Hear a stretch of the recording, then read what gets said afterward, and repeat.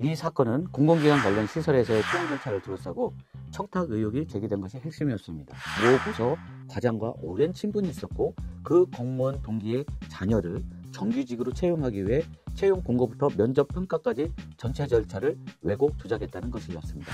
업무방해 혐의로 형사재판까지 받았으나 결국 증거불충분으로 무죄가 확정되었습니다. 과연 법원은 어떤 근거로 무죄를 선고했을까요? 제가 무죄를 받는 방법에 대해서 자세히 설명드리도록 하겠습니다. 끝까지 시청을 하시면 무죄를 받을 수 있는 아주 중요한 팁들을 얻으실 수 있습니다. 끝까지 시청해 보시기 바랍니다. 안녕하십니까, 형사전문 변호사 이두입니다. 오늘은 채용비리 업무방해 혐의로 기소되었지만 검찰과 치열한 증거 다툼에서 제가 승리를 거두었고 그 결과 1심과 항소심 모두 무죄를 선고받은 사건을 소개해 드리겠습니다. 이 사건은 공공기관 관련 시설에서의 채용 절차를 둘러싸고 청탁 의혹이 제기된 것이 핵심이었습니다. 업무방해 혐의로 형사재판까지 받았으나 결국 증거불충분으로 무죄가 확정되었습니다. 과연 법원은 어떤 근거로 무죄를 선고했는지, 그리고 무죄를 받기 위해 어떤 점들이 중요했는지 지금부터 자세히 설명드리도록 하겠습니다. 먼저 사건의 전반적인 배경을 간단히 말씀드리겠습니다. 피고인은 어느 지역 자활지원센터의 센터장으로 재직 중이었습니다. 검찰의 공소사실은 이렇습니다. 센터장이 모 부서 과장과 오랜 친분이 있었고 그 공무원 동기의 자녀를 정규직으로 채용하기 위해 채용 공고부터 면접 평가까지 전체 절차를 왜곡 조작했다는 것이었습니다. 센터 홈페이지 대신 외부 사이트에만 공고를 올려 내부 직원들이 지원을 못하게 했고 평가 항목을 특정 지원자에게 유리하게 변경했으며 심사위원들이 제대로 점수를 매기지도 않았는데 미리 합격자를 정해놓았다는 등 위계에의한 업무방해를 했다고 주장했습니다. 가장 큰 쟁점은 과연 센터장이 특정인을 채용하기 위해 계획적으로 절차를 조작했는지, 그리고 그 행위가 업무방해에 해당하는 기망이나 위계로 볼 수 있는지였습니다. 검찰은 센터장이 공무원 동기의 자녀를 합격시켜달라는 부탁을 받고 내부 지원 배제를 목적으로 센터 홈페이지에는 공고를 내지 않았으며 평가 항목을 새로 만들어 지원자가 높은 점수를 받도록 했고 다른 심사위원들에게는 이미 정해놓은 점수표에 그냥 서명만 하게 만들었다고 주장했습니다. 한 내부 제보자 또한 센터장이 노골적으로 특정 지원자를 합격시키려 했다라고 증언했습니다. 1심 법원은 다음과 같은 사유를 종합적으로 고려해서 무죄를 선고했습니다. 첫째, 청탁 및 승낙 여부의 증거 부족입니다. 공소사실은 공무원 동기가 센터장에게 자녀 채용을 부탁했고 센터장이 이를 수락했다라고 보았지만 이를 직접 뒷받침할 만한 객관적인 증거가 없었습니다. 두 번째, 채용 공고를 외부 사이트에만 게시한 이유가 있습니다. 검찰은 이를 두고 내부 직원의 지원을 차단하려는 의도라고 했지만 당시 센터 자체 홈페이지가 제대로 관리되지 않았다는 점이 확인되었습니다. 보통 복지시설 채용은 2개 이상의 외부 사이트만 활용해도 문제되지 않는 지침이 있었고 홈페이지 미게시 자체가 곧 채용 조작을 의미하지 않는다고 봤습니다. 세 번째, 서류 면접 심사 기준의 조정입니다. 센터장이 평가 항목을 새로 도입한 것은 사실이지만 센터장에게는 채용 절차를 일부 조정할 재량이 있고 그 과정에서 심사위원들에게 서류 심사와 면접 심사를 아예 생략하게 한 결정적인 증거가 없다고 봤습니다.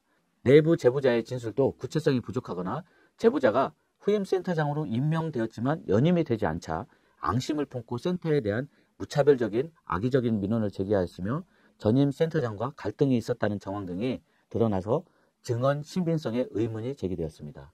결국 1심 재판부는 검찰이 제출한 증거만으로는 위계에 의한 업무 방해를 인정하기 어렵다며 무죄를 선고했습니다. 검찰은 1심에 불복하여 항소를 제기했습니다. 1심이 사실을 잘못 인정했다는 사실 오인의 취지로 센터장이 특정 지원자를 합격시키기 위해 전형을 왜곡했고 실제로 내부 제보자도 그 과정을 여러 차례 폭로했으나 1심이 무죄를 선고한 것은 부당하다고 주장을 했습니다.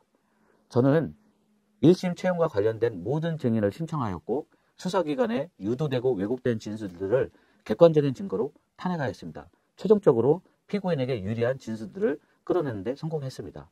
그 결과 검찰 측은 제2심에서 부를 증인도 제출할 증거도 없었습니다. 그래서 제2심은 1일 공판 기일만 진행하고 종결하였습니다. 저는 사정 변경이 없으니 무죄가 굳어질 것이라 안심했습니다. 그러나 선고기일 3일 전에 선고기일을 한 달 뒤로 변경이 되었습니다. 그 순간 느낌이 쌓였습니다. 그리고 의뢰인이 전화를 하면서 크게 걱정했습니다. 그래서 저는 다시 한번 제보자의 악의적인 고소와 불순한 동기를 반복해서 지적하는 의견서를 작성해서 제출했고 사정 변경이 없는 한 원심의 판단을 존중해야 한다는 대법원의 법리를 추가하였습니다. 변경된 선고 날까지 마음을 졸였지만 다행히 항소심 법원 역시 1심과 동일하게 무죄를 선고했고 검사의 항소를 기각했습니다. 주요 논리는 다음과 같습니다. 첫 번째, 홈페이지 채용 공고 미개시 사유입니다. 항소심 법원도 당시 홈페이지가 방치되었던 객관적 상황을 인정하고 이를 채용 절차 왜곡의 직접적인 증거로 보긴 어렵다고 판단했습니다. 두 번째, 평가 항목 조정의 위법성 여부입니다. 특정 지원자에게 유리해졌다는 사정만으로 곧바로 위계나 기망으로 이루어지지 않는다고 보았습니다. 평가 항목 설정은 센터장 권한 법인 내에서 이루어진 것이고 해당 항목 자체가 심사를 완전히 무력화할 정도로 부당하게 구성된 건 아니라고 보았습니다. 세 번째, 내부 제보자의 진술 신빙성입니다. 제보자가 사건 발생 이후 별도의 갈등으로 인해 제보 시점이 크게 늦어졌다. 그가 한 진술을 뒷받침할 만한 추가 증거가 충분하지 않았다는 점을 이유로 항소심 또한 1심의 사실 인정에 문제가 없다고 결론지었습니다.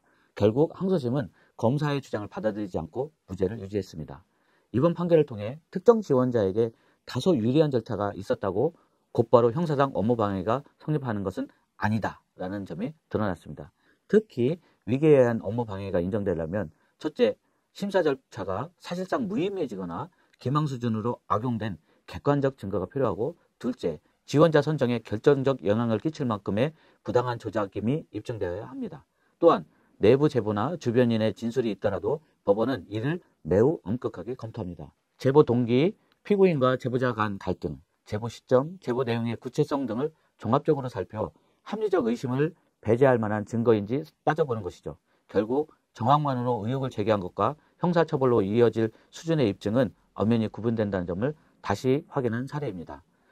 정리하자면 이번 사건에서 검찰은 채용 청탁을 받고 그 절차를 조작했다고 주장했지만 법원은 그 주장이 입증되지 않았음을 인정하여 1심, 항소심 모두 무죄를 선고했습니다. 무죄를 받기 위해서는 객관적인 증거와 사실관계가 얼마나 치밀하게 부합하는지가 관건임을 알 수 있습니다. 특히 혐의가 업무방해인 경우에는 절차 전체가 기망적으로 운영되었다는 점이 명확하게 드러나야 합니다. 이번 이야기가 비슷한 상황에 놓인 분들께 도움이 되길 바랍니다.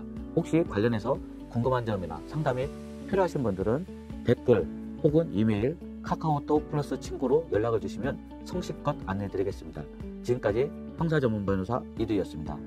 구독과 좋아요는 영상을 만드는 데 큰 힘이 됩니다. 앞으로 유익한 정보를 전해드리겠습니다. 감사합니다.